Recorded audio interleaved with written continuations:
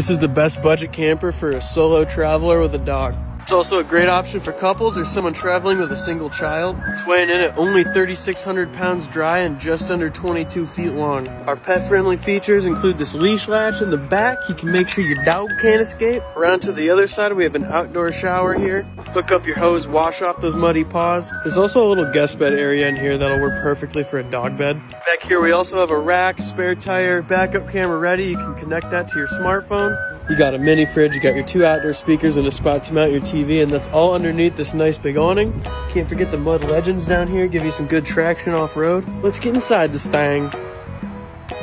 Holy guacamole, look at that. Starting off, we got this dinette area right here. This is that dog bed I was talking about. We just convert it like so. Boom, and that's also a great option for a small adult or a child. Above that, you see you can mount your TV right here, and then we got the speakers on the ceiling. In our kitchen area, we got a nice refrigerator, 2 burner gas stove, undermount sink here. Got a microwave up top. The bed in this John is a queen. Underneath that, we have a ton of storage room. And that connects to your pass-through down there. Plenty more storage all around this thing, some little closets on the sides. And we got a power inverter right next to that. Let's go check out the bathroom. This thing is all the way in the back of the camper. Foot flush toilet down there, nice little vanity. Mirror. On this side, you have a standing shower with a little tub that's perfect for washing off the dogs. It's a little small for a person, if you ask me.